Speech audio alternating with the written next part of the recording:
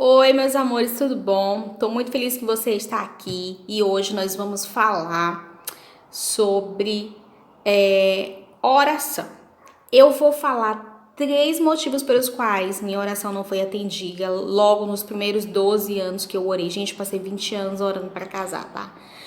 Mas a minha oração não foi logo ouvida porque eu tava orando de forma errada, a minha conduta estava de forma errada, o meu coração estava de forma errada e talvez, quem sabe, esse seja o problema, né? Que você ou tá orando errado ou você tá com intenções erradas. Ai, gente, pode ser. Eu tenho certeza que você vai se encaixar em alguma coisa aqui. Então, antes de tudo, eu quero que você se inscreva aí no canalzinho, tá? Eu sei que é chato a gente ficar pedindo, mas assim, veja bem, você é abençoado aqui por nós, através de Deus, né, na nossa vida. E você, dando um joinha e você se inscrevendo, você faz com que o nosso vídeo chegue a mais pessoas que também vão ser abençoadas e os olhos dessas pessoas vão ser abertos para essa questão de casamento, para muitas questões que a gente aborda aqui, que tudo envolve Deus também, amém?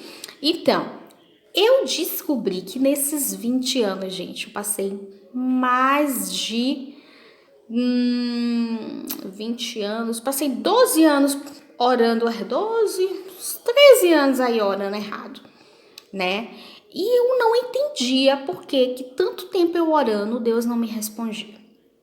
Veja bem, Deus não vai quebrar os princípios dele para atender a sua oração, mesmo que você tenha 10, 20, 15 anos. Não, você vai ter que se encaixar naquilo que a palavra diz. E o primeiro que eu descobri foi, olha só, está lá em Tiago, deixei aqui a palavra aberta para a gente poder ler. Está lá em Tiago 4, capítulo 3, que diz assim: Pedis e não recebeis, porque pedis mal, para gastardes em vossos prazeres. Gente, aí vocês me perguntam, Fran, mulher, por que tu tava pedindo mal? O que tu tava pedindo? Como tu tava pedindo? Gente, quando eu pedia para Deus, meu coração estava focado em apenas uma coisa para casar. Eu queria ser amada, eu queria passar noites maravilhosas com meu marido, eu queria matar minha carência, eu queria ser mãe, né? Eu queria ser tipo independente, né? Ter minha vida junto com meu marido ali e tal. Mas eu só pensava nisso. Tá errado você desejar tudo isso? Gente, não está errado, mas esse não é o propósito principal. O propósito principal que você case é que Deus vai te unir com uma pessoa e juntos vocês vão povoar essa terra através da família de vocês. É, é, Fazer com que a terra tenha mais famílias justas, com que a paz, a justiça, o reino de Deus venha através da sua família, que é o que está faltando no mundo. Famílias que sirvam ao Senhor, que sejam exemplos para essa nação. Então, Deus faz questão que nós que somos cristãos casemos. Por quê? Porque você vai ter filhos e você já vai ter filhos debaixo da promessa, debaixo do propósito. Esses filhos têm 90% de, não sei, não vou dizer a porcentagem, mas tem muita mais chances de crescerem também dentro do propósito, se tornar homens e mulheres, casarem com outras mulheres e multiplicar mais uma geração debaixo da bênção do Senhor. Então Deus está extremamente interessado em formar famílias nessa terra que realmente sirvam a Ele para levar o reino de justiça e paz. Então a família é algo maravilhoso. Deus trabalha através das famílias. Amém? Então existe um propósito além do que matar sua carência, acabar com a solidão, te dar o prazer da tua carne, te dar a possibilidade de ser mãe, de ser pai, tá? É muito maior que isso e a gente não pode pensar só nisso. Deus quer que esse propósito seja realmente pensado de forma correta, amém? Então tá. Então eu entendi que eu estava fazendo, que eu estava pensando só nessa questão da minha carência, da minha carne e tudo. E Deus quer que você veja o casamento como algo maravilhoso, né? Inclusive o casamento de um homem e uma mulher, né? ao apóstolo Paulo, né, a palavra de Deus faz muita simbologia do casamento que é o da igreja e de Jesus Cristo, né? Que o casamento tem que ser assim, tem que ser assado, tá lá na palavra de Deus. O apóstolo Paulo explica muito bem isso. Então, o casamento também simboliza o casamento da noiva de Cristo e a igreja. E Jesus, né? Então, o casamento ele tem um propósito espiritual, tá? E você precisa entender esse propósito espiritual. Amém? Inclusive, há muitas pessoas que, depois que casaram, o ministério, né, cresceu mais, né, uniu os dois ministérios, então as pessoas se desenvolveram mais ministerialmente. Então, tem muita questão, a questão espiritual, ela tá mais forte do que você possa imaginar. Então, você não pode pensar só nisso. Então, eu pensava só para isso. Deus não queria que eu pensasse nisso. Só nisso. Deus queria que eu pensasse que é um propósito divino também, que é um propósito espiritual também. Amém?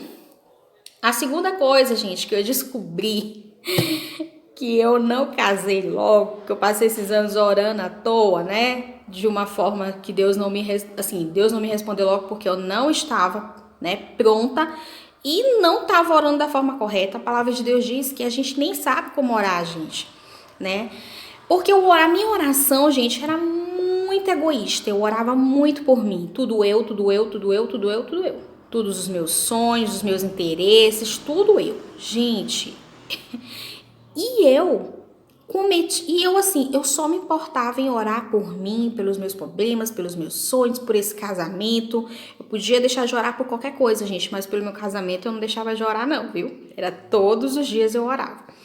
Então, como é que eu posso falar para vocês? Eu orava, mas eu queria que o meu amigo Jesus, que Jesus quando esteve aqui na terra falou que nós somos amigos dele, eu queria que o meu amigo Jesus entendesse minha carência, entendesse os meus pedidos, entendesse os meus problemas, me ajudasse naquilo que eu estivesse precisando. Mas, gente, eu não dava nada para Deus, nada de mim para Deus. Eu só queria que Deus resolvesse as minhas coisas, que Deus me ajudasse, mas eu não estava disposta a abraçar aquilo que Jesus quer que você abrace, que é o reino dele. Amém? Gente, e assim, a nossa relação com Jesus é uma relação normal de amigo. A Bíblia diz que Jesus nos chamou várias vezes no Novo Testamento de amigos. Vós sois os meus amigos. Gente, qual o tipo de amizade que nós temos com Jesus? É só aquela que vem a nós, é só eu, é só, né? A gente acaba cometendo o pecado de omissão. Então eu orava pelas minhas coisas, eu estava interessadíssima que Deus resolvesse as minhas coisas, mas eu não estava fazendo a vontade de Deus. Eu não estava me envolvendo no reino, eu não estava me preocupando com vidas, eu não fazia nada na casa do Senhor. Então eu estava cometendo o pecado de omissão. Esse foi o segundo item que eu descobri, pecado de omissão. O que é pecado de omissão? Vou falar aqui para você na palavra, deixei aqui abertinha também. Aqui em Tiago 4 diz assim, aquele, pois, que sabe o bem que deve fazer e não faz, comete pecado. Eu sabia que tinha um bem para eu fazer para a humanidade, né, para o reino de Deus. E esse é o sonho de Deus para nós. Deus quer que a gente sonhe sobre casar, sobre faculdade, sobre filho. Deus quer tudo que quer, mas Ele quer também que você sonhe os sonhos dele. Não adianta a gente só querer, venha nós o teu reino, né?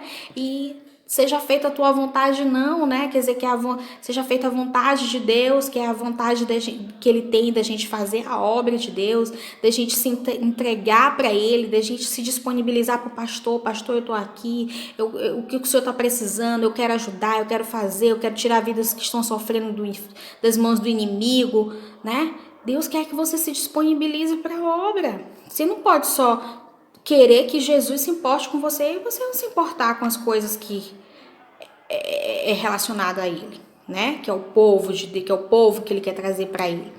Então, esse pecado eu cometi muitos anos. Eu só orava, queria que Deus resolvesse, mas eu não me envolvia em nada que era para Deus. É o pecado de omissão. Você sabe o que tem que fazer e se você não faz, você comete pecado.